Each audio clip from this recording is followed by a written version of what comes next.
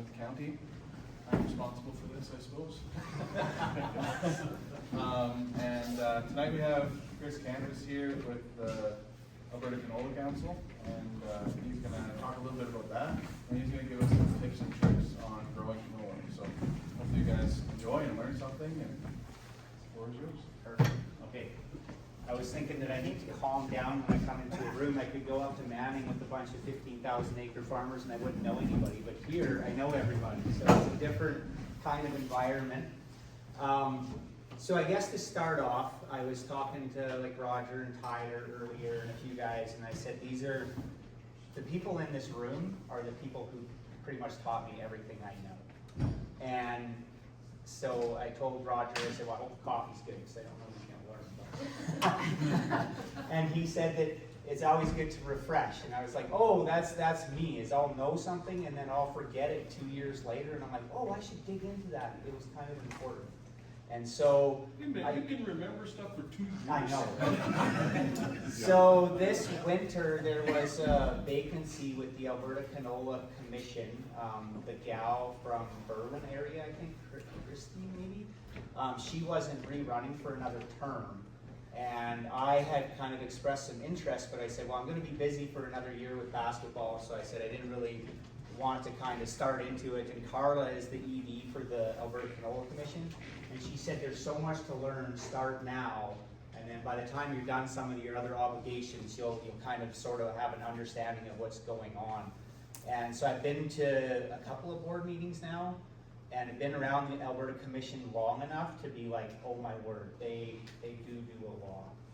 And so they sent up a little bit of a slide deck, so I'm gonna not blow through that quickly, but there is a lot of it to do with like biofuels, US trade, all of this kind of stuff that they're working on a high level. And it is important to our industry. And I hope at some point they do a thing, an annual where our board meeting is, and they couple that with Crossroads, it's called. And then they bring a bunch of presentations in. Has anybody been to Crossroads before at all, or no? Okay. And it's kind of like a convention a bit.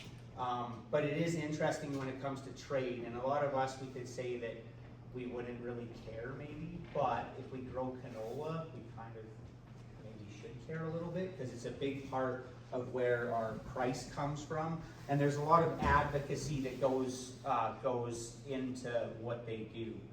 So this slide deck isn't particularly long. Let's see if I can actually switch it. So this is, I was talking to one of my buddies and I said, if I showed up here with a suit and tie, what would you do? He said, I'd laugh at you and then I would leave. So I only wear a suit and tie when I have to. So we should all probably wear coveralls. This I actually didn't know until I started, which many of you probably did. The Alberta Canola journey started in Fairview, and I actually didn't know that. And so when everybody talks about the Alberta Commission, it's like the roots started up here in the north. So I kind of found that was pretty cool. And then this is the things that is part of their mandate. So agronomy, they do have their own in-house agronomists, they have their own analysts, and each one of them, I'll show some slides, are very passionate about what they do. And then their market development and promotion. So I think, does anybody know, is it Strathcona where the new crushing facility is, right? I'm gonna look at you a lot, because you probably know this stuff. But that's a big deal to us if we ever get to move our canola to Strathcona. And it actually hopefully filters up north and not just around central Alberta kind of thing, but it is going to help out a lot. And the other thing I asked when it comes to diesel, what do people think when they hear biodiesel? Like, what's a thought that comes to mind? For me, every time I heard biodiesel, I thought dirty. I'm like, I'd never run biodiesel in a $60,000 engine. Are you kidding? And so then I actually buy Diesel X is what I'm with now. And so I don't know, like, what do you run on your farm, Cindy? Do you know at all? Do you run co-op or UFA? UFA. Is it Diesel X or do you? Okay. And so you like a premium diesel for these expensive engines. So I was talking to Benny. Hi, Allison. Hi. And Benny Hale said a new drop-in engine for a 680 is 100 grand. And I was like, 100, that you can buy a combine, strip the engine out of it, and put it in the combine for 100 grand. And so then I was like, oh, I actually want a premium. So for co-op, I think the premium diesel is an EP 3000. So if you're ever into buying these diesels, The difference, I think you can get the spec sheet from Co-op. The AP 3000, I believe, does not have a biocide additive to it, as where the Diesel X Gold does. And there's been several people around here that have actually had the bacteria growing in their tanks. I've had to deal with it. I know Jordan's dealt with it. I'm not sure, Balder, if you've had. I thought Jason said one of the tractors had a bunch of gum in it or whatever, and it's like this bacteria growing. Have you, Tyler, at all? No, never? Okay. So anyhow, that's where I come. So biodiesel now, I think you can get like a 5, 10, and maybe up to a 20% additive. And so as they develop this biodiesel, we're gonna end up seeing it more and more, which I hopefully when we do, I always say they need to switch the name from biodiesel to like next gen diesel or some sort of name that like actually really want to. But there is different ways that they make the biodiesel, and it can be more advanced than fossil fuel diesel. It's just more expensive to make. So it's not like it's a worse diesel. So there's 12 directors across the province, and they have them rotated so that they're not always switching out at the same time, which is very wise. And then this is the current board of directors. So Andre is from across the river, Valhalla area, and Charles is from Guy. And he was the one, he kind of traps up north. Do you know him, Roger, at all? He would trap up north, like on David, with the Frenchman's trap line up there that they say. Okay. So he would know his area around here, really good guy.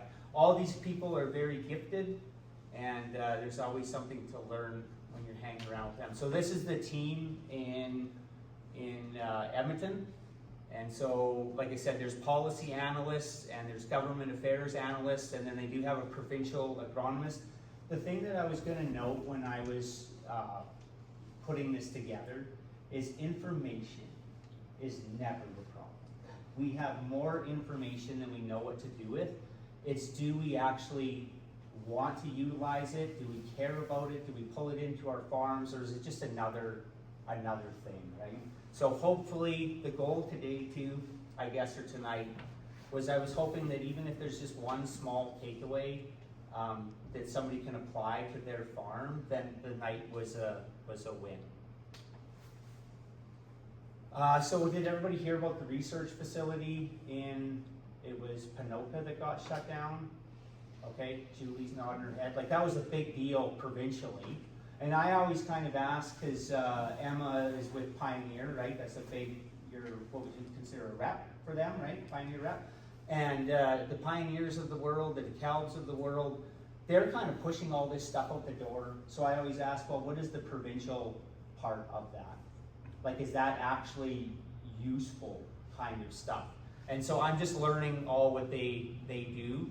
So hopefully there's some kind of nuggets to learn there. And then this is the advocacy piece that they advocate on our behalf or whatever to the government, and try to push some of this biodiesel. And again, if that makes up 30% of our export industry or stuff that we can make here in Alberta, it's only going to help us not maybe have these big fluctuations in canola pricing kind of thing. And then their public engagement efforts or whatever, they do claim that canola is just one of those things that if you we were in Europe, and every grocery store I went into, you could not find canola oil there, right? That's just the way it is. So it's just a difference in how we use it, what we use it for, whether we believe that it's good or bad type of thing for us. And then they have a lot of grower engagements and extension efforts, a lot of programs. They have some school stuff that they try to get out there in the classroom, which is kind of to get young people realizing their food comes from out in the country, which is good. And this is the part where I guess the organizations, I'm on the Canola Council website a lot. That's where I would kind of find a lot of useful information. But again, there's just a barrage of information, so how are you going to deal with it all? And then this is pretty much the end of the canola slide deck. I did bring some cards. Again, most everyone knows me here. But then this is kind of what I put together. So bear with me and I'll see if I can get this to work. So I was kind of talking to Craig and Greg about this, and it's not maybe so much about growing canola tips. It was funny this year, again, everybody in this room is smarter than me and knows and has been doing this. I just completed last year my 10th harvest season, so I always consider myself baby brand new to farming with lots to learn. And it's one thing to know all the right things. And so many of you guys, we know the right things, or we can go learn the right things. And then I found this year with all of the moisture we had, we all got to a point where we're like, get it out of the bag or get it out of the bin and get it into the dirt. That's the only way to win. And so it's one thing to know all of this smart stuff, and then the next question is, what are we going to do with that smart stuff? Is it going to help us? So I was going to mention, because Emma is here with Canyon Ag, so I was thinking of the people that if you want to introduce. So Brett is with Taurus, and I have a Taurus book here. This is one of the highlights that stays on I have a Rubik's Cube on my coffee table and the Taurus Ag book. And so when I'm having my morning coffee, I'll be flipping through one of the two of those things. And so Brett is a great resource to get to know. And then Emma with Canyon Ag, she's in kind of one of the slide decks. So Emma's brought me some canola, and we're doing a trial kind of here. So she's a big Pioneer rep if you have any questions about Pioneer. And a lot of this slide deck, I was thinking, because I do have the bags that you are in here, but a lot of my slides are the kelp, because that's what I primarily use, and Emma's trying to change that. And so if you have any specifics to Pioneer, then just catch Emma's number after or whatever, and her and Tyler from Bear Canyon, Carlstead Farms. And then we have Allison, she's from PGA Crop Inputs, and that's from Grimshaw. And so Allison, you would be Brett Young, right? Brett Young, Pantera. Everything. Okay.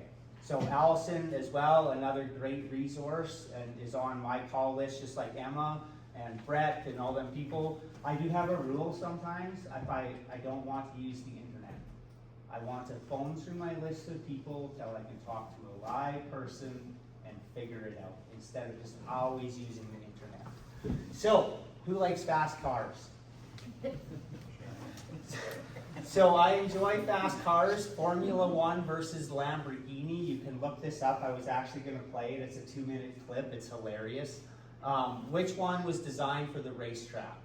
The $10 to $20 million car versus the $1 million car. I can't afford either, but I can appreciate their purpose. And because I couldn't afford either, then I bought an old Camaro. I call it my side-by-side. And so I asked Greg, I said, would there be any place for my Camaro on this racetrack? And he said, yes. And I was like, no. And he's like, well, it'd still be fun. And I'm like, no, it wouldn't be. It'd be an embarrassment. Anyhow, that's the premise that we're going with, is I would never put my Camaro on a racetrack with an F1 car. It would be a joke. And I will circle back to this slide because it has some meaning. Always in the footnotes, information gets lost or distorted in the details. If the pitch doesn't engage, then who is going to listen? There is always a lot of ground to cover, and the hope is that there is one takeaway.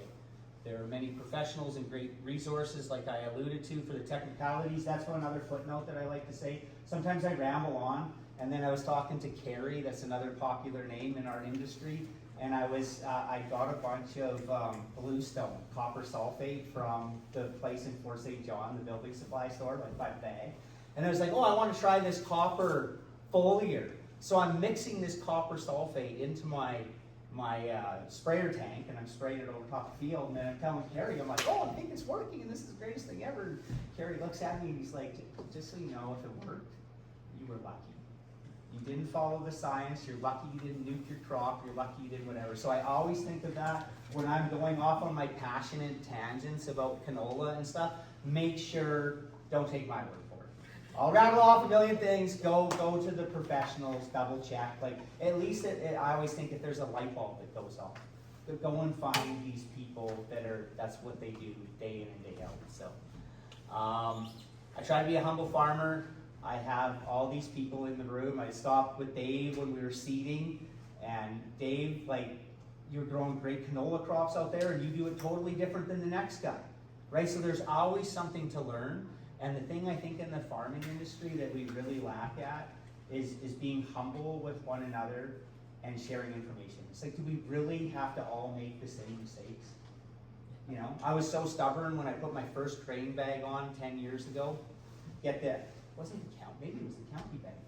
Rent the county bagger, and I buy this $800 bag, and I didn't wait for help, and I didn't ask for help, and I didn't understand how to put the bag on, so I take this $800 bag out and I wrestle it onto the bagger, and I'm like, that's not too hard. I got this figured out.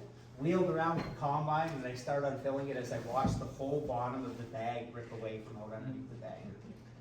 I didn't realize you had to slide it up underneath the bagger.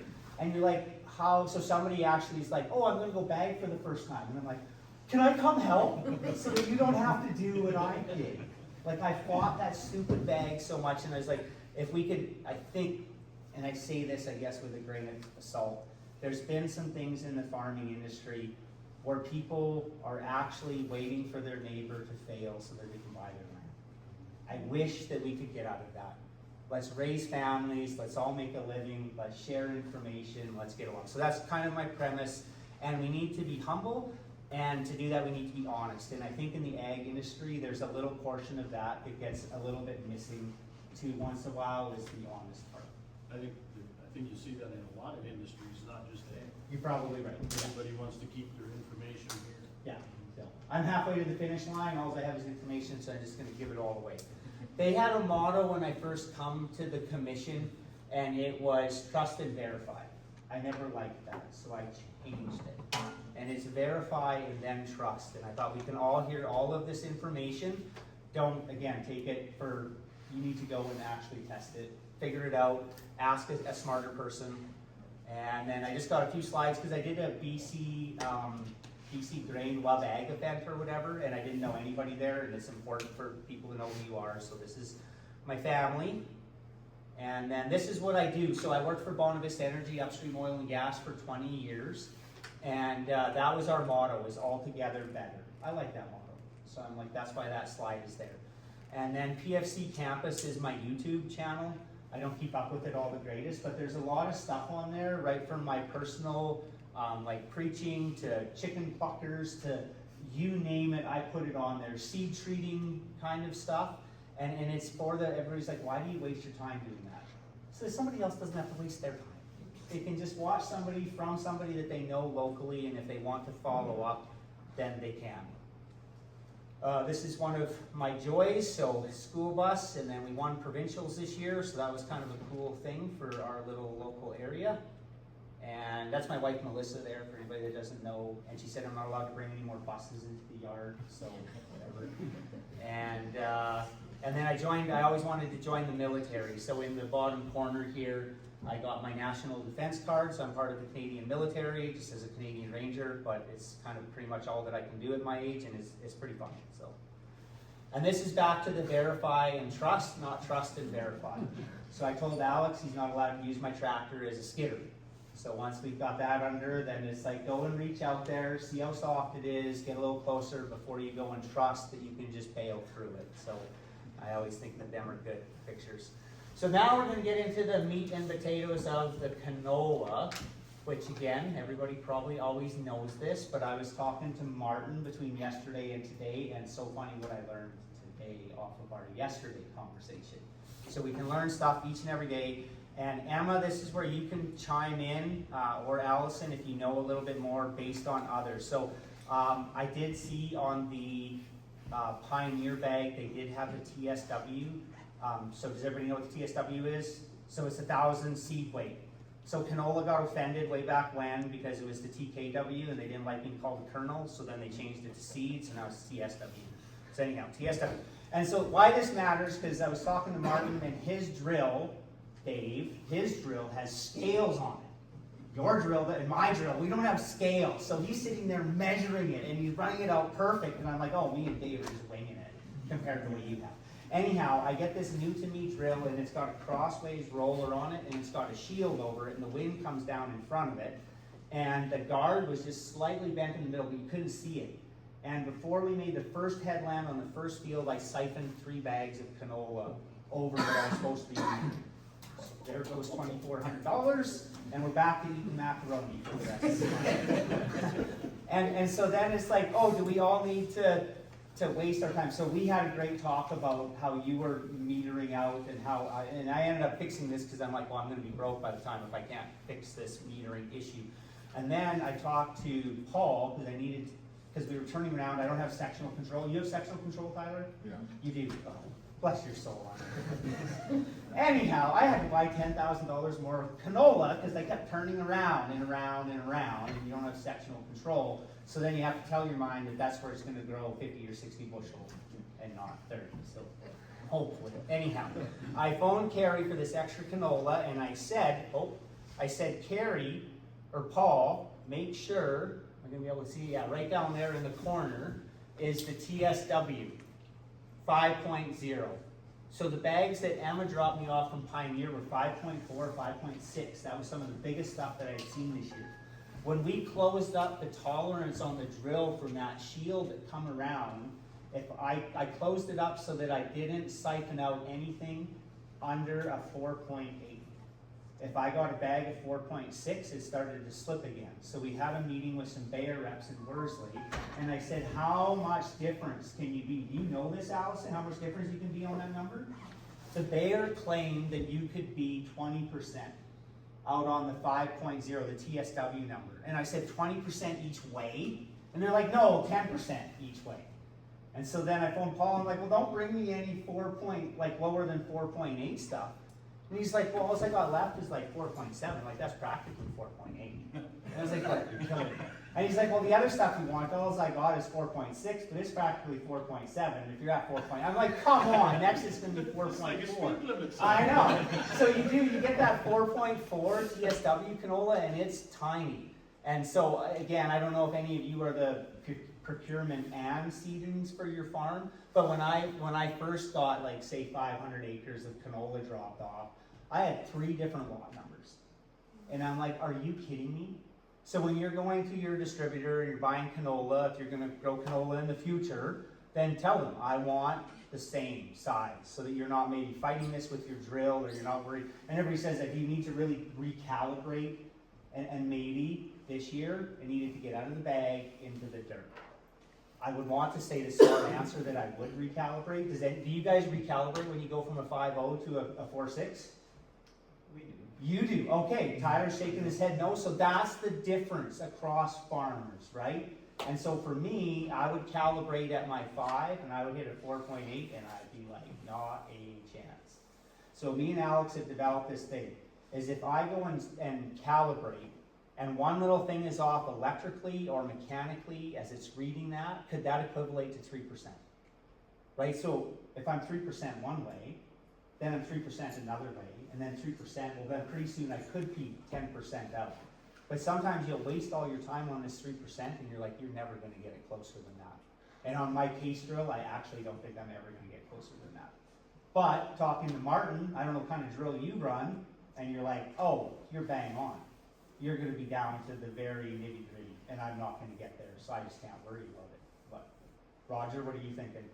I'm thinking you can screw it up pretty easy just with the little things like the weight of the bucket. Yeah. We've got a digital scale, zeroed the buckets, calibrated, and threw another bucket on there, they're 1/4 pound difference. So on canola, it adds up a little bit. Yeah, very good, I love it. I don't do, like, I had some 4.4, and I just can't bring myself to seed it at 4, like, Right. they're calling 4 1/4 pounds, and I said, Right, we'll just seed it heavier. yeah, Now, the way the spring went, I'm looking at it, the wind, we probably could have got away with it fine, but right, very good. I've got a question for you about that. What do you have your scale sitting on? Is it on the it's floor? hanging. Oh, it's a hanging scale? Yeah. Yeah, Because I know But we got, when we're weighing herbicide to mix it for spraying our right-of-ways, we have a little digital scale, and we like zero it out, same as you, with a little container that we're gonna pour into. And we used to have it sitting on a little plastic table with plastic legs. And I do my inventory at the end of the month, and I'm like, way out. I'm like, what is going on?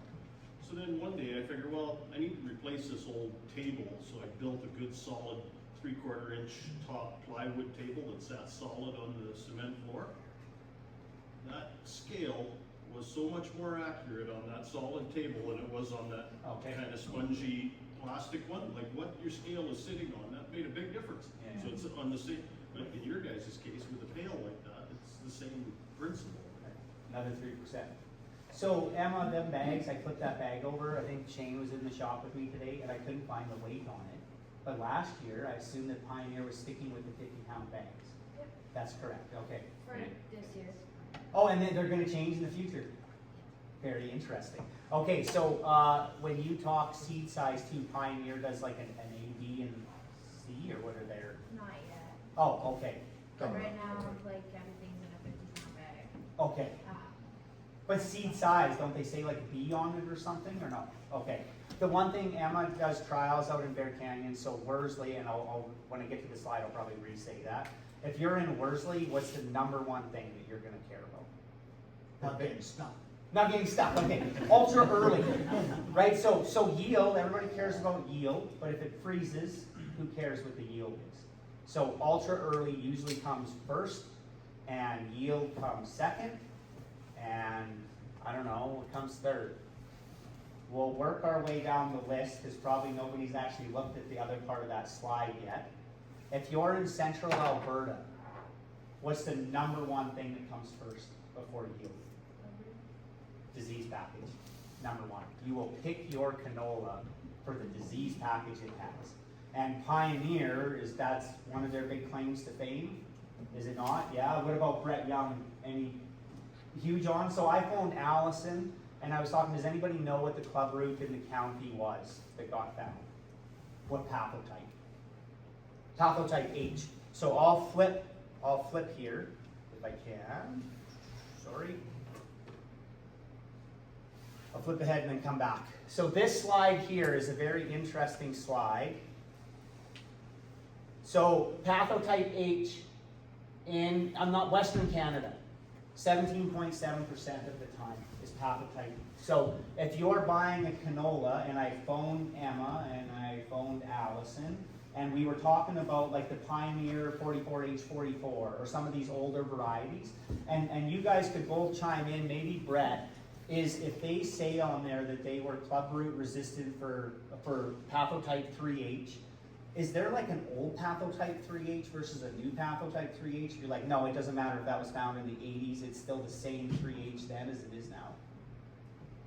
Is that what you think it is? I don't know, I'm asking. Is that what you think it is? Yeah. Okay, yeah, it is. Okay, very good. Because I wondered if things changed a little bit where I was like, is it still the same way? So now, If it changes, then they name it a different pathogen. that's what I'm hoping. So now you'll look at some of these bags and I've seen them and they're like, oh, we're clubroot resistant for 8 varieties, whatever it was. And one of them is going to be 8J. I could really care less at 1.2% of the time. So the reason who here grew, oh, this slide doesn't.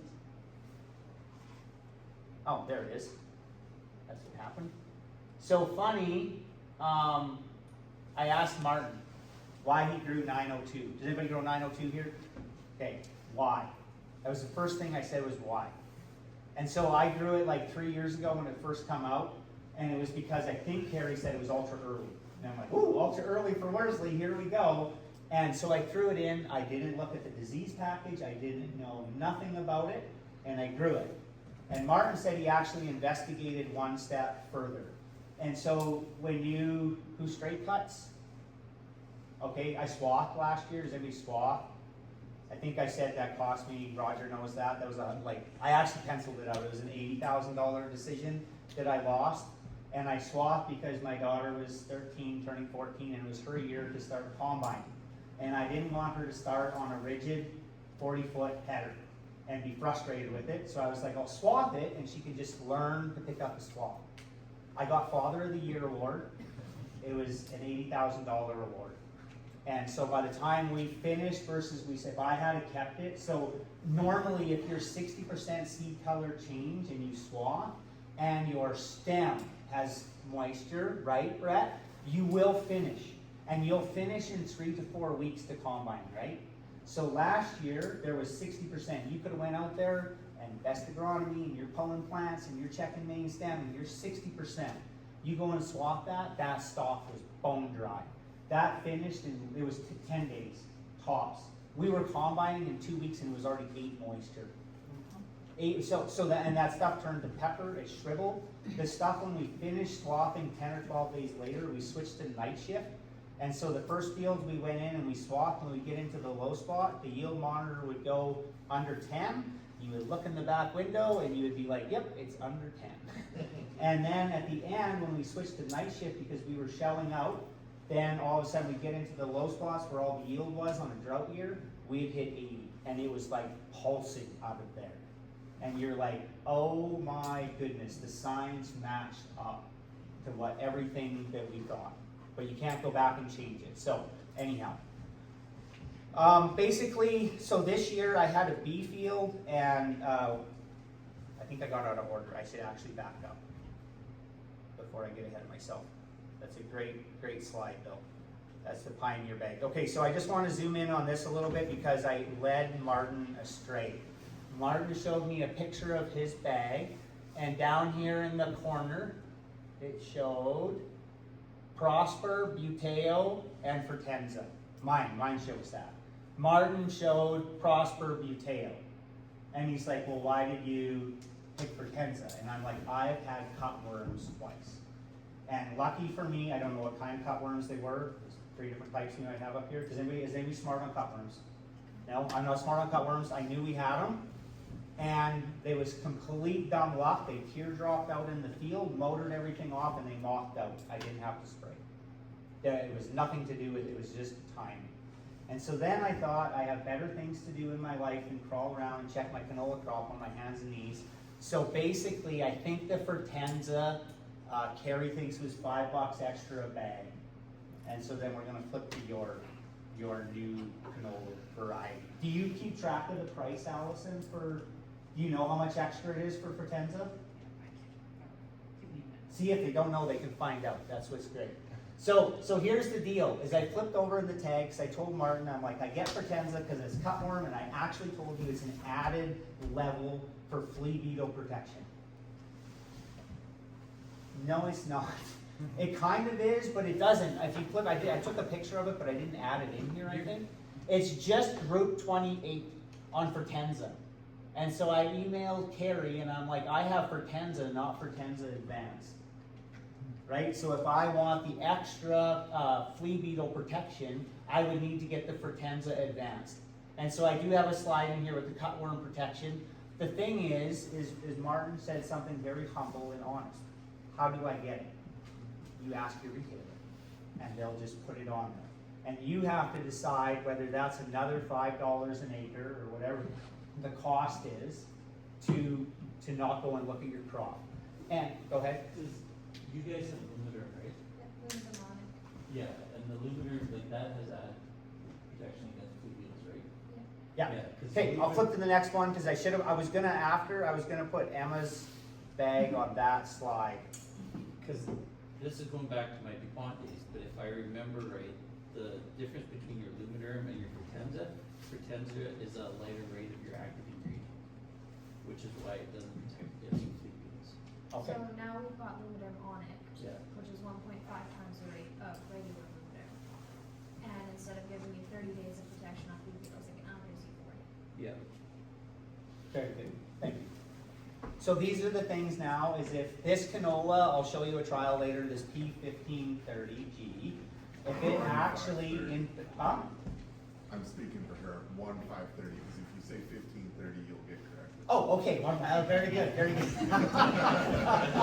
That's I awesome. learned. So in Bear Canyon, Emma claims, and I would say that the growing days are a little longer out there. You beat DeKalb 902 by 2 bushel, you said, on your 2.3 bushel. So now the question is that it's down in Worsley, is it gonna react the same as 902? Different dirt, and you as a seller would appreciate that, right? Yeah, absolutely. Right, you're like, if it doesn't grow down in Worsley, it doesn't grow, I'm not gonna sell it to you, but if it does perform, then here we go, kind of thing, okay. And the good thing is that as we get smarter about buying canola, what is the number one thing that us as farmers gets stuck in our brain. Price. Price. And I will listen to a lot of farmers, we're gonna get into it one slide, and they're like, I cannot believe how much a bag of canola costs. At $16 a bushel, it costs you 5 bushels of your crop.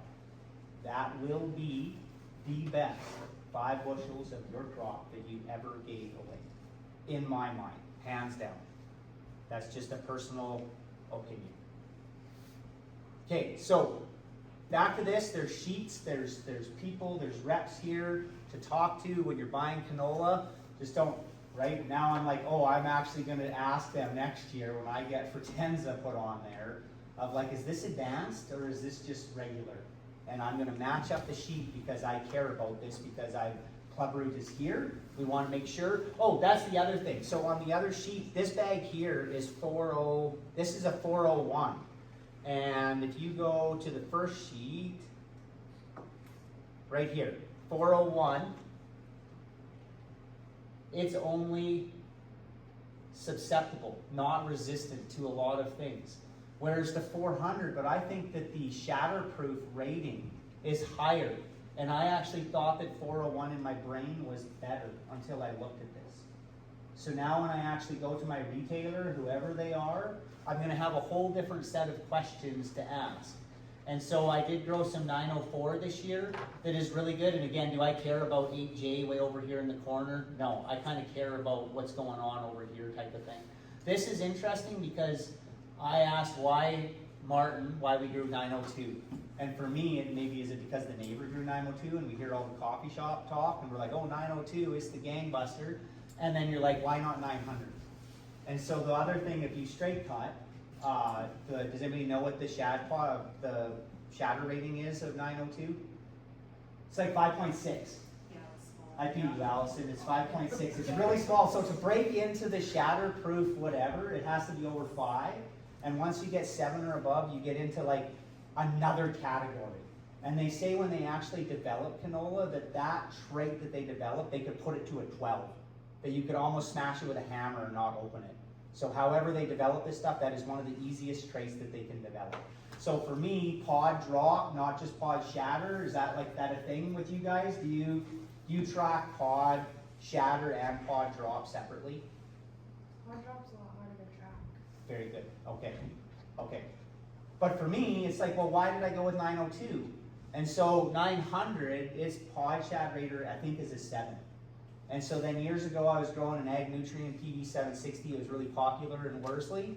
And I was like, why am I growing this? Is it a higher pod shatter rating? Is it a whatever kind of thing? And then I realized that with the 900, it's a mid-season. So then I was talking to Mike Seabrook, and I said, I can't grow a mid-growing season in Worsley, like everything has to be ultra. He looked at me and he said, how long does it take you to seed? I don't know, 12 days, 14 days? Seed that first. Oh, okay, very good. So this year I actually grew some 900 because I wanted to see what his yield potential was. And then I tried to grow it on the front half. Because most of this canola, they're rating it in days, right? Like +1 day, +2 days, whatever. And so I want to see how far behind this 900 actually is. Okay, this is the cutworm cycle. So again, depending on what cutworm you have, there's no cutworm experts here. I don't know what I had. It was funny, we were out there in the day and me and Donnie Wasu were crop checking and we seen one. We seen this teardrop where it was all motored off and we're like, what's going on? So we walked out into the field and there's this worm there. We picked it up, we looked at it, and we're like, oh. And we threw it back down to the ground. And later there was another like 2 or 3 people in Worsley that all had cutworms. And so we were like phoning like, oh, I bet you that was a cutworm. And it's like, yeah, it was a cutworm. We've had major cutworms. Yeah, was it green with the red head? Yeah. I don't even remember. I just remember the story because I didn't look at it, I didn't understand, but I knew we had them. So when you buy canola, that's a big thing to you. Cutworm protection? Yeah, and even We'll put it on wheat. we'll put Lumivia on our wheat because we're coming out of fescue. We're getting it big time in our fescue. Really? Yeah, like we've lost We've lost 700 and, probably over 800 acres. Wow. Yeah. Okay, Total wipeout. okay. The last 3 years has been really bad, especially. Yeah. Okay, the whole On the meeting second year, is not the paid first for. year. This is the type of information that when we're going out there now, you're like, for $5 an acre, if this is a real thing and we're gonna deal with it, I will pay for the $5 an acre. So Martin, we're gonna go to the lake. And I said to Martin, if I'm going to the lake, $5 an acre so that I can actually have just maybe a little bit of peace of mind for just a couple of days, like, please, it's a small price to pay, is what I kind of thought. So this is the part, again, with your agronomist, roughly 3 to 5 weeks, depending on the type that you get of whatever for protection, and follow up with your agronomist. Let's circle back to fast cars and good products that are designed for certain things. First generation F1 canola, this is a very sensitive slide, so I'm going to approach it as sensitively as I can. First generation is called F1 canola. So it is the F1 race car that was on the very first slide that we started with. This is the Formula One car versus the second generation, which is classified as F2 canola, aka brown bag or bin run. This would be the Camaro. So, I put this slide up there. We have, every year, somebody says, why are you extra about everything you do in life? I don't know. It's the way I was built. And so, when it comes to farming, because I worked in the oil field so long, you would wake up in the morning and you would give her full tilt. That was the law of the land, right? You just did it. And so then I thought, when you step foot out onto your farm, you need to adopt the same philosophy. You give yourself a certain set of hours, and it doesn't matter whether you have a boss or not. The farm is your boss, and you put out. And so then when it comes to some of this, I wake up in the morning and I literally, it's the Rubik's Cube or the Taurus magazine, and I'm like, how do I want this farm to play out? I only have one season. This is my season. Next season, it's going to be the same mentality. This is my season. I only have one chance to attack the season. And that's how I kind of keep myself motivated. So again, at $80 an acre, we know the cost. If it's $16 canola, that's 5 bushels. If you think that you can take your F2 Camaro and put it up against an F1 Ferrari and stand a chance on a track race, you're going to make it to the first corner and he's going to be done. So for 5 bushel to the acre, I do think, for me, I just want my philosophy on my farm. There's too much that can go wrong. We watch the vigor become less in the F2. We watch the disease resistance. Now this is just club root. I was actually taught that if club root can lose 25% of its genes, and you guys can all correct me if I'm wrong, I was always taught that club root, sorry, that was blackleg, can lose 25%, that club root would lose 50. So if you're growing F2 product, which is whatever, you can stand. So it's not like you're putting it out there to feed the bugs, you're not putting it out there to do whatever. You're actually risking, when you've seen all them percentages across Western Canada, we as a collective group of farmers are running a greater risk. And so once we understand the science into that, then we just have to make a conscious choice. And I always think that it's not a choice for me and my farm, it's a choice for me and my neighbors. So I want to do the best for the people around me. And I hope that people want to do this the same for me. So you can find these slides, again, you can talk to people, and then everything we do is $5, $5. And we can price ourselves out of any sort of money, like at the end of the year. So we need to pick the best things. And in my mind, when I only have 1 year to do this, every year I try to wipe the slate clean and go at it with the same gusto as I did 10 years ago. That I want to conquer the mountain and I want to use the F1 technology. And I did tell somebody the number one thing, the gene that stays, is the Roundup Ready trait. But that's not true, is it? It can even get wishy-washy on F2. Kind of, okay. So I'll move on from that, leave it there. It's bushels per acre. So I want to see people do the best. If you have 1 year to do it and you grow this stuff, I always think that F2 technology, you could stand, I'll pitch you in a minute, Greg, you could stand to grow a 20 bushel crop, whatever it is. You get some of this F1 race car technology and you're pushing 45. Some number, right, that you're like, we're not talking the 3 bushel that it cost you to buy the bag. We're talking about 20, 25 bushel. Like, knock the lights out. Okay, Greg. Just from your previous point, just so that everyone's aware, and I talked about it when we had the Club Root seminar year before last when we found it. The Club Root resistant gene does not stay in the volunteers, and that's where we found, that's the only plants that we found Club Root symptoms were on volunteer plants. We found nothing in the seeded rows. Nothing. So, and he planted a Club Root resistant variety. So, but the volunteer plants in between, that's where we found it. So here's something How about did that. How did they survive the volunteer after spring? So we do Roundup Ready on Roundup Ready? That's why I tend to lean towards what Chris was saying, that it may carry some Roundup Ready, And characteristics still. me and Greg talk, like, very, very sensitive. Like, I want to be very cautious on the way that I word stuff and that my passion comes across, right?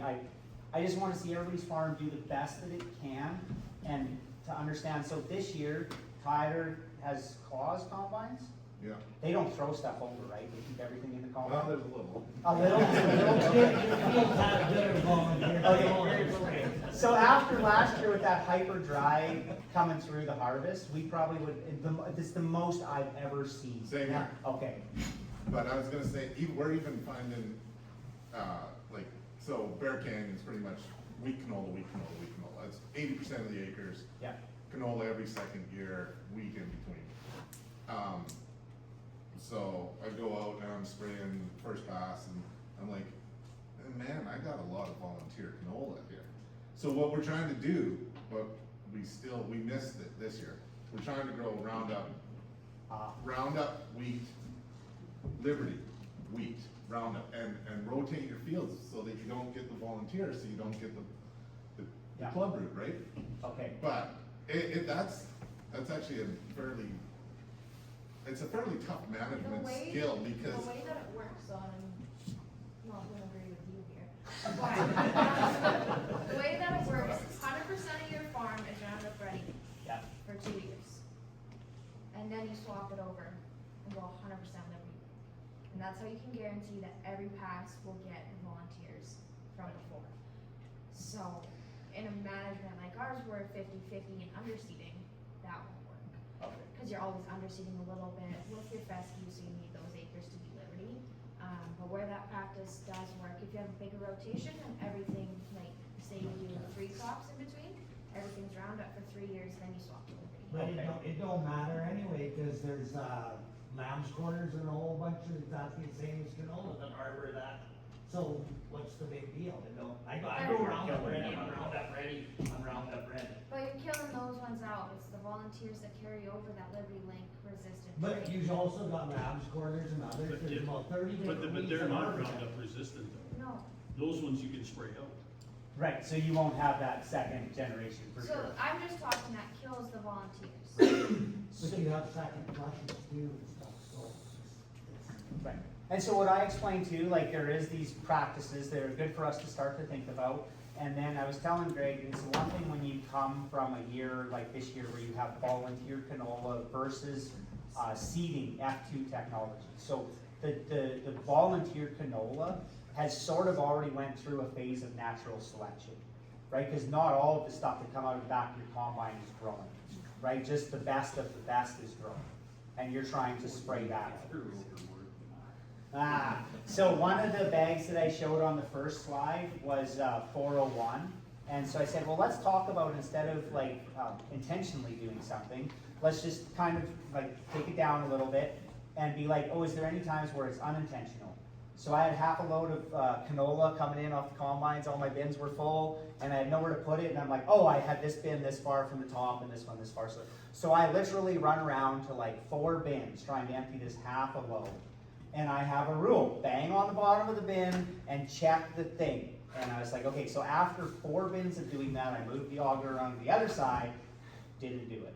And I literally turned the auger on, I opened the gate, and I'm like, oh, shoot! And I run this 13-inch auger, so 20 seconds, how much are you moving up that auger? Shut the auger off, I dumped it, I'm like, oh, I banged on the bin, and I'm like, that's my CO's bin. So I dumped like, say 30 bushel, and how many bags is 30 bushel? A lot of bags. And then my nature, you can ask Melissa, get hyper and excited. And anyhow, I'm like, and Alex, he's the opposite of me. So he's like, we're going to seed this 50-acre field for the bees. Like, best intention in the world, right? And so then Alex is like, are you sure you don't want to run that through the cleaner and get that volunteer, the F2 canola? Oh, we don't have time. We got to get her in there. So dump her all in the drill, and then my brain went to, oh great, we're going to have Basilia flower, we're going to have hairy veg flower, we got turnip, we got radish, and we're going to have canola, and they're all going to be blooming at a different time, and the bees are going to love it, and they did, and it all worked out. However, I couldn't spray any of the flowers out of this bee field. So the most honest mistake in the world, coupled with my hyper behavior, and I end up with this F2 out there, couldn't spray anything, had all these thistle coming, had all these bees out there, and now guess what I'm stuck with this year? So what do? So the first picture back there was a 401 variety. And I told Greg yesterday I need to come up with a different word because I keep wanting to say it. It's a hybrid. I have a different unpolished name for it, but it's a hybrid that's Liberty Link and Roundup Ready. And so I grew that there, and it was kind of the last thing that I grew, and I'm not liking what I see there as far as it springing out of the ground.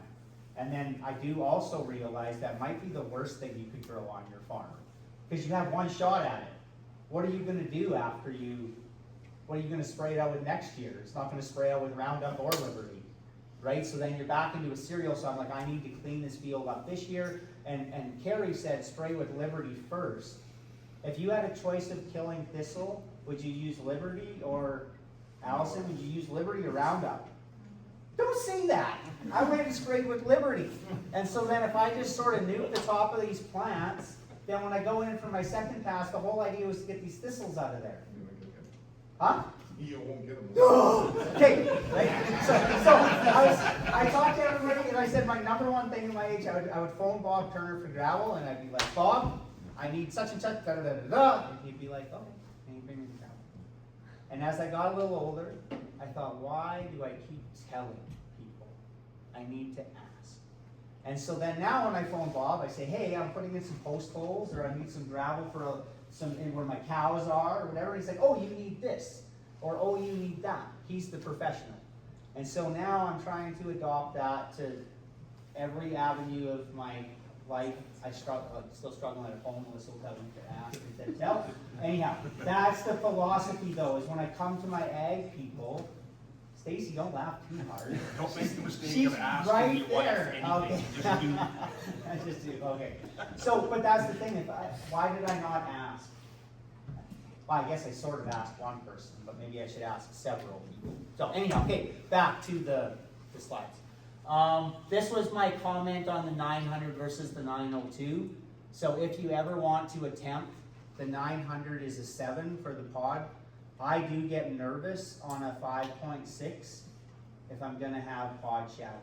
So Emma, what was Tyler, how do I say it? The 1530. 1530, okay? Pioneer runs a different scale. Yeah, okay, maybe that was the letter scale I was talking about. No? Okay. Not letters, but it is a number off, where the rest of it goes to 12. Yeah. Ours goes to 10. Okay. And so that product that I'm growing, what end of the scale is it on? It's the higher end. It's the higher end. Okay, perfect. It would be, because we have like a comparison scale. Yeah? For us, it'd be ranked 8.5. Okay. So it would be around a 7. Okay. Have you guys ever run into where you can wish that you hadn't went from a thrashing perspective? Have you ever, like again, when they started talking about like, oh, that's the gene that we can put in however high we want and we can make it like that, I was like, oh, that would kind of suck on a rough year to have to smash that through your combine to open it up. I've never seen it, but I've talked to people that said that some of the invigors are so hard to bust that, like, when you're checking your you'll see it come right through the chopper. Okay, the whole pod. The whole pod, but I haven't witnessed that. Okay, very good. Okay, so yeah, we covered that off then. This is the pod integrity rating across all what you guys might have grown or grow. And again, you can follow up with Allison and with Emma on their products, and then I think that it's cool to understand that when you're buying your product, to know what you're getting.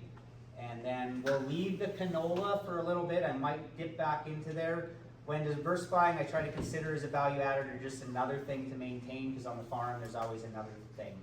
And then somebody has to maintain it. Information is not the problem. Implementation and upkeep certainly are.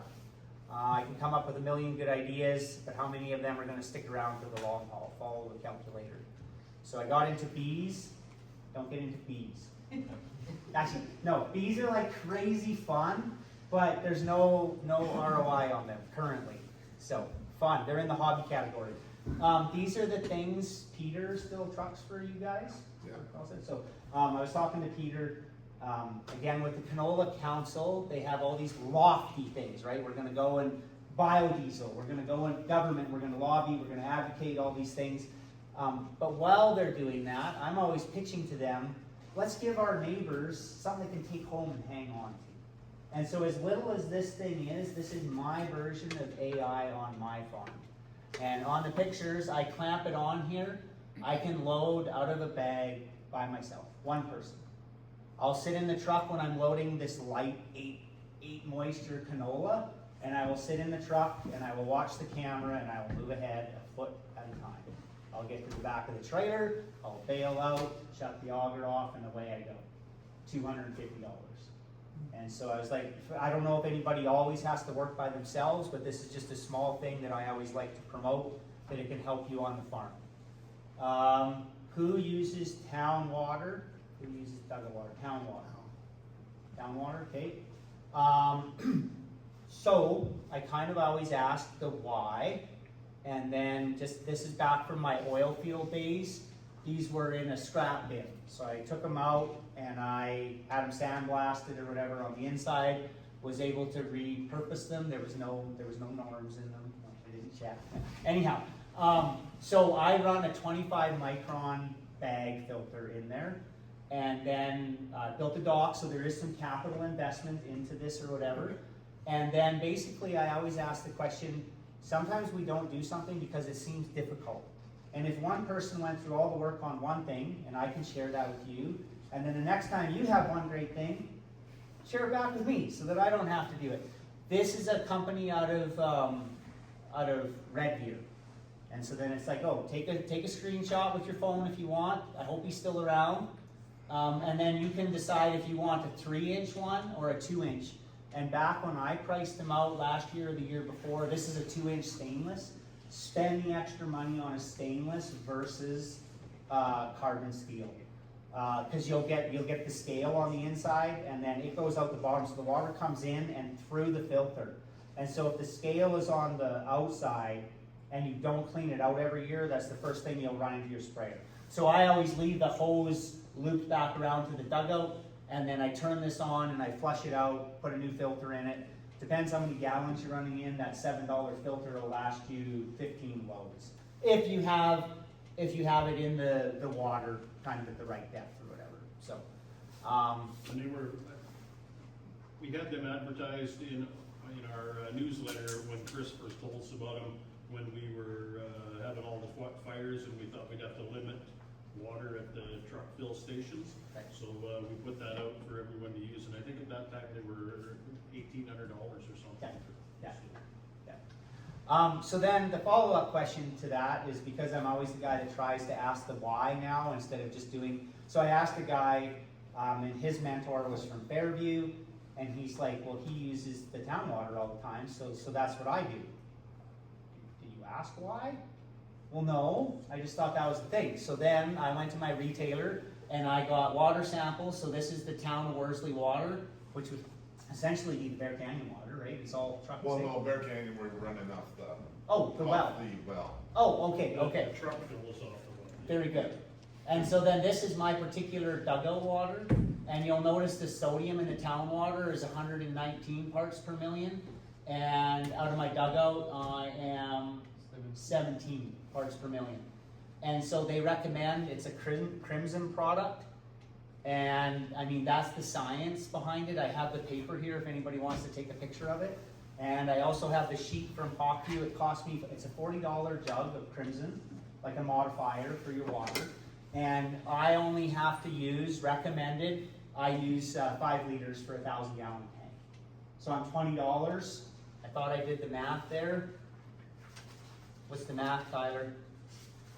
Well, we're $12, I know that, because we have to use 12, Oh, you use conditioner? yeah. Oh, look at you guys 12 go. liters, per thousand on the Cherokee product. Awesome. Okay, so you're following the science. That's so exciting. And so basically, I mapped it out on what I need for my dugout. It's 10 cents an acre that it costs me to run conditioner. And then if I run the, I don't have it on here, Salute, which is the equivalent to an LI 700. And so then again, when you head out to the field, it's not about, maybe everybody, you would calculate this now, it's not about always the cost of doing something. So to fill 1,000 gallons out of the Worsley system, I think it's $50. $50, and you're running there with your truck, and you're running home. And so the capital investment for me to set up my dugout, I paid for that in a year and a half, 2 years. This year, I couldn't get in there when it rained. I still didn't want to go to Worsley, get their water, add a jug of conditioner instead of half a jug of conditioner. Bob, what kind of gravel do I need to gravel out to my dugout? Oh, you need 1.5 inches gravel, I'll bring you. And so it was $2,000 worth of gravel. It'll be paid for in a year, just by using my own water.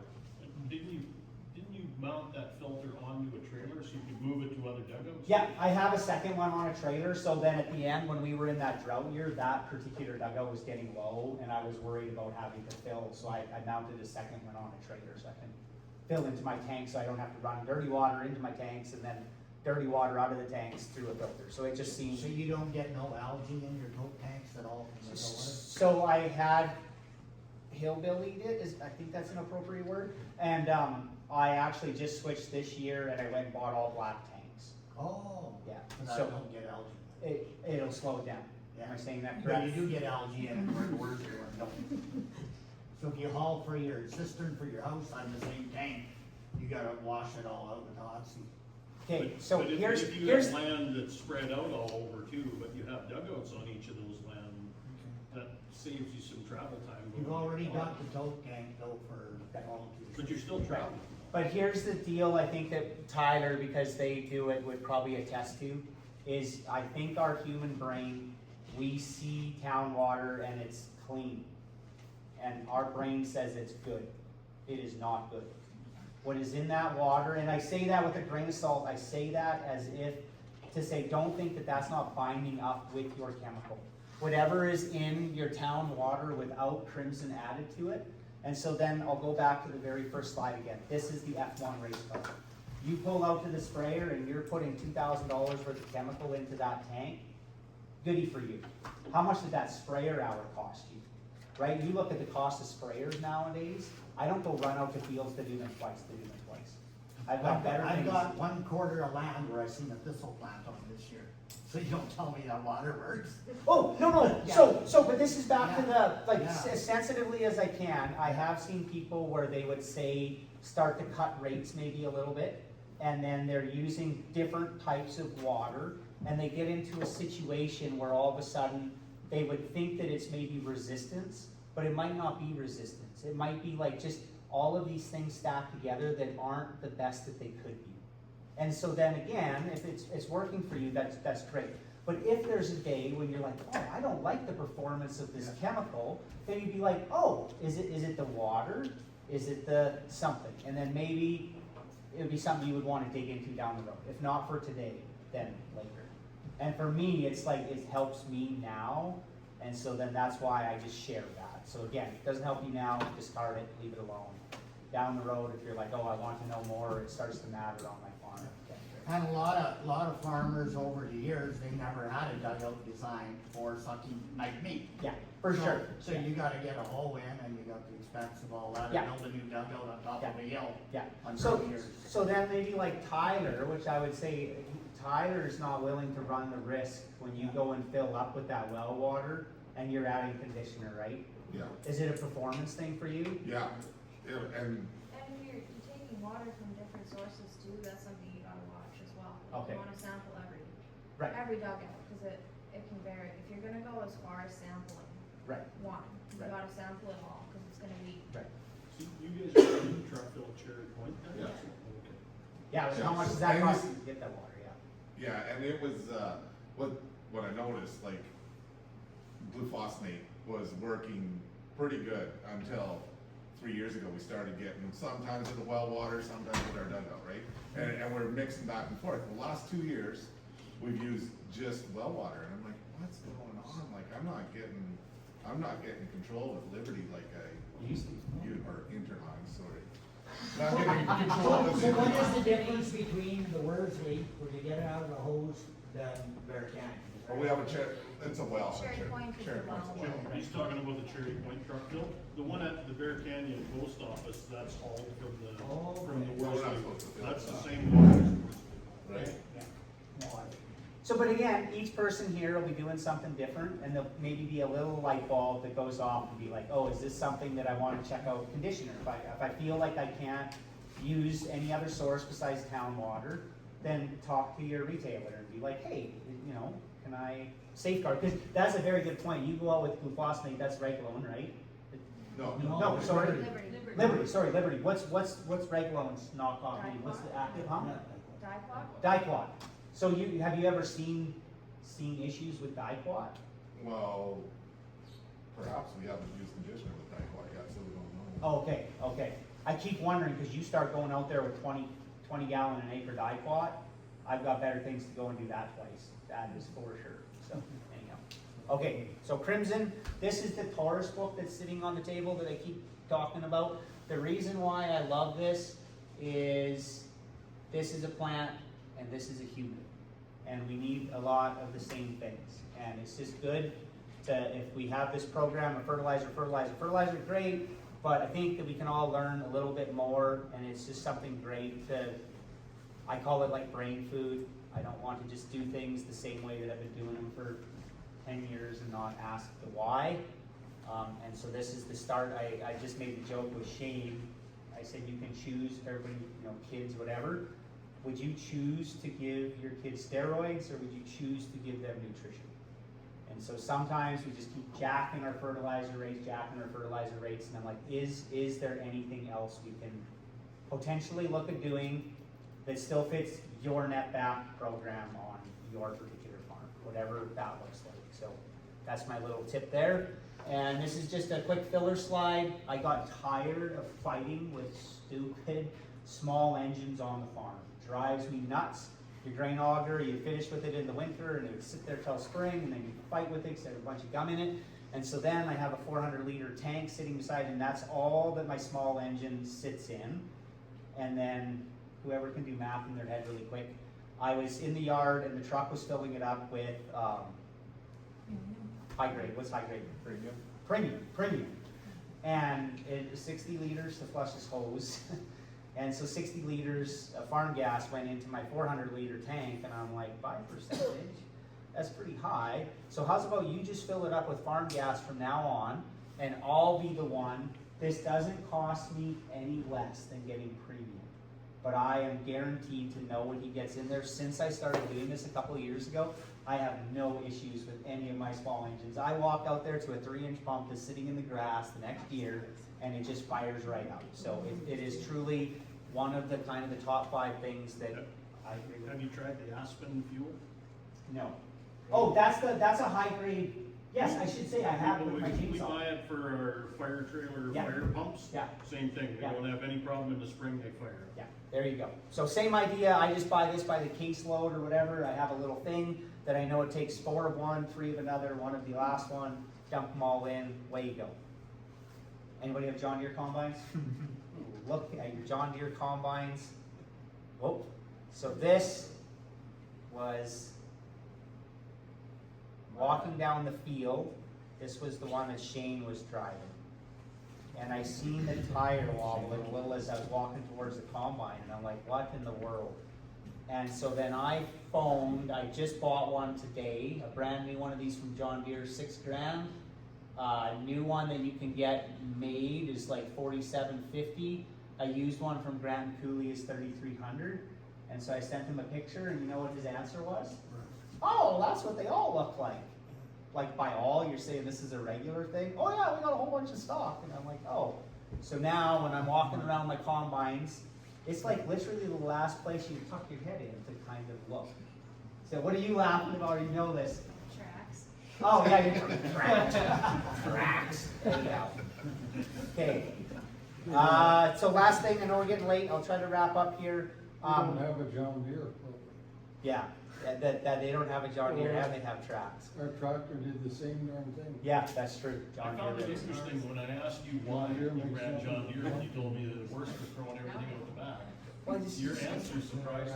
They're- You don't have to drive 100 miles an hour to get back in an hour and a half with the part. Actually, his answer was, Parts. his answer was parts and service. Yeah, yeah. You're not close. Anyhow, so this is the last thing I think I'll touch on, and it's climate field view. So this is now literally, instead of the top 5 things, we are narrowing down for me. This is becoming the top 1-2 thing on my farm. And this is Jody Simmons, if anybody's ever interested in climate field view. And I'll blow through some slides here, ROI, ROI, ROI. And then these were some of this is an active pod. This is a Taurus product that I tried last year. And then this is an overlay with a yield map.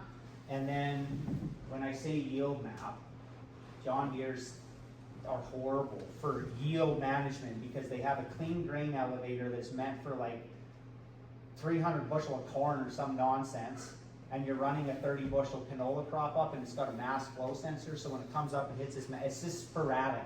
And so I built some shields, and that's the thing that's like on the YouTube channel, where you can build some shields in there, build them out of steel, not out of aluminum, otherwise you'll break your clean elevator train. So everything is a prototype, and then when it breaks, anyhow, I have it dialed in now where it actually works, so it's good. Because everything you do, if you're actually gonna get better, you have to test it, and you have to be able to verify it out the back end, that whole trust and verify thing. If you can't verify it, I could just tell you it's stolen, right? So, this was Brett Young. This was a Pioneer that they discontinued, right, Emma? This was last year deal.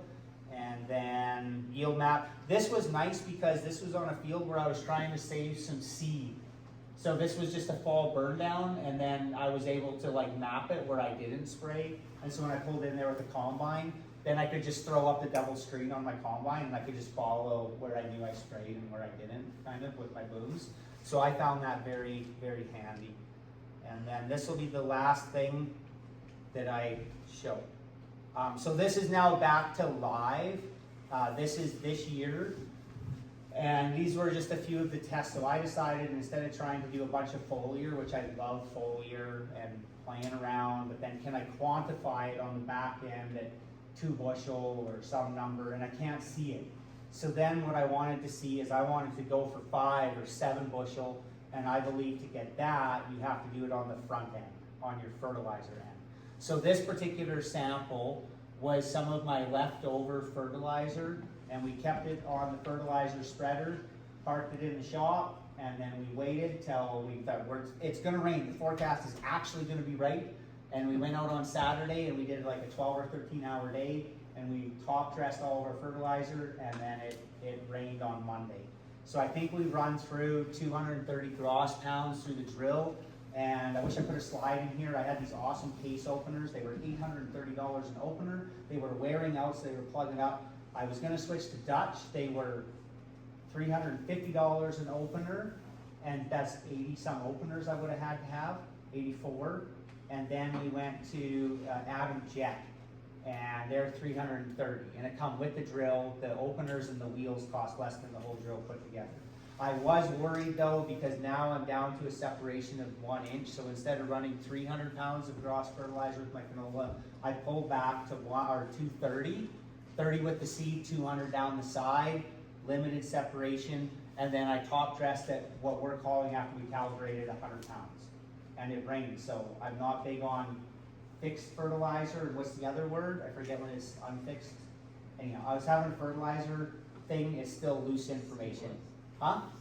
Stabilized. Ah, yeah, I phoned you about that, right? Yeah, anyhow, number one guy, I phoned him. Okay. We did a very similar trial to that last year, where we were just on the nitrogen, so we were comparing stabilized nitrogen, bare urea, and then we did a split application, we did half with the seed, and then half floated on at about 3-leaf stage. Yep. And we actually, that split application beat out the straight nitrogen urea, the seeding, by right around 10 bushels. 10 bushel, front end. So why wouldn't you spread it right ahead of the drill? Okay, so I'm gonna brag Dave up. So when I got rained out one day, I drove down the road and Dave was parked washing his windows because it had rained. And Dave applicates spreads in front of the, because I just got the applicator. Oh, I'm just figuring it out, so when I pulled the your field, I was excited to see that, because I was like, Yeah, Dave has a single shoot drill, and he broadcasts in front of the drill. And I'm gonna just throw it out there, throw as good a canola crop as anybody else. In a sense, if it rains, if all the things line up, but I'm like, it's very interesting. So, that's where we're at. So now that I can see this, I'm gonna see in the fall if there's something, and this particular part I was is. gonna ask about that, what is that? fell asleep. No, I phoned Balder, and I wanted to run some out on his field. So this is Balder's field, and so then he allowed me to just go out there and do a swipe, and so that he can see if there's any benefit out on his field. And then this was the check strip, and then this whole part down here is a low moss area that I do not want a bunch of green canola Oh, down. it'll So- work in canola. Okay. It's just if you go in bigger and it's like that, does anybody know what causes being bigger to wrap around your auger? You gotta smoke a cigarette or something while it disappears? That's why I'm looking bigger. Does that happen in your combine? I Wraps around that auger and you Yeah, I haven't grown in bigger yet, You so. don't grow it that tall? Yeah. So this is Emma. Emma can speak to this. This is canola this year. Let's see if I can do this. Maps, planting, variety. So this is my test field. This is all my turning around that I had to wrap my brain around this year of, yeah, like we're just gonna do this and we're gonna get it out of the bag into the dirt. And so then DeKalb 900, 904 in the blue, 902, and then Emma is in the purple, down the middle. So we'll see now if we can see anything come through the fall. So I think Emma's gonna come out and check this, do a walk one day or whatever, keep an eye on it. And Allison's gonna drop some off next year because she wants to be a part of this beautiful picture. What color do you want to? So where's this quarter? Where's that one? This is straight north of, so Balder's house would be down here. So yeah, straight north of this place. And then this will be the last one, and then I think we can be done. This isn't canola related, but I still wanted to show it because I'm assuming there's hopefully some cattle guys or some guys that grow different things here. I'm excited about this one. And Balder jokes with, it's not a joke, it's actually a very cool thing. If you look at these varieties, they'll usually, when it comes to barley, they'll all check against Medcap. And they'll all say 7% better than Medcap, 9% better than, and Balder's already laughing, he's like, by the time they're all 9% better, year over year, we should be growing 200 bushel barley, right? And that's kind of true. And so then this year I grew a Synergy malt barley. I have got some malt. It's frustrating because the crops come off in southern Alberta. That's where the main maltsters are, the terminals, whatever. They fill up down there before we even start combining. There's no point to it anymore, in my mind, unless somebody has an inside track they would like to share with the group. So I'm trying to get out of barley. And then the other thing, because we're all honest and humble here, I've never grown over an 86 bushel barley crop with 200 pounds of cross fertilizer on Synergy. I went from Medcap to Synergy. I haven't done it, and everybody is like, if you grow a Sirish, you're gonna get 110, 120. And I'm like, we will see. We will see how that does. So I grew the Sirish here, and then the Synergy in the middle, so 45 acres, 60 acres, and then this is a Renegade. And the only reason I wanted to grow the Renegade, you got cows calling, this is a smooth on. And it's like one of the few smooth on barleys you can get. So for silage or whatever, the only thing that I'm worried about this is I got it from Pressville from Nick, and he's like, this Renegade has long legs. So he's like, be ready for some straw. I don't want to go in, right? So I don't want to. And this field was one of the later ones seeded, and so that was the struggle because you use sectional control, so that's everything. And so then, like at the start of the season, I was like all chipper because you only have one time, 1 year to put it in, so you're all. And then by the time I turned around a million times, and I'm like, I'm getting tired, and this is getting a little old, and I'm trying not to get stuck 24/7. And so then I'm like, I'm going to shut the fertilizer off so I don't fertilize 4 times when I'm going around these stupid circles. And then I thought I'm going to fall asleep and forget to turn it back on. And so then I ended up sort of just leaving it on, and that is a real risk that I'm wondering this year. As close to these potholes, I'm going to have more fertilizer than I know what to do with, and it's not going to be good. But we'll see. So this field, limited turning around. I'm hoping that it'll pan out. And then Nick did recommend, so down the Running Lake Road, there's a field of Renegade. If I want to try it there, there's a plant regulator. Do you guys sell those types of regulators? We don't You don't? really touch it all. Okay. Plant growth regulators are good, they do work quite well. Okay. I have no problems with them. Okay. So instead of lining up a plant growth regulator right now, I lined up a rancher that likes to bale straw. That's my backup plan. That Sirish is supposed to be a really strong, we grew it on a bunch of peat and loam, Okay. but we shut the fertilizer down. Okay. Yeah. Yeah. 'Cause I want- it always lodges on me, Okay. that's why I grew canola 10 years in a row, because Okay. barley or oats always. Gotcha. Yeah. So anyhow, I want to see what it does. And then the last thing, because it's not like I work for Bayer, but I literally love everything about Climate Field View. And it's like before the Taurus book rolled around, then I would just sit at the coffee table with my iPad and figure out Climate Field View. Then I migrated from that now to the Taurus book. But the one thing I can't, so I always joke, and Mark maybe hasn't heard me joke about this before. Mark asked me what my fertilizer blend is. I'm a farmer, I'm supposed to know, so ask me. What's your fertilizer blend? I have no idea.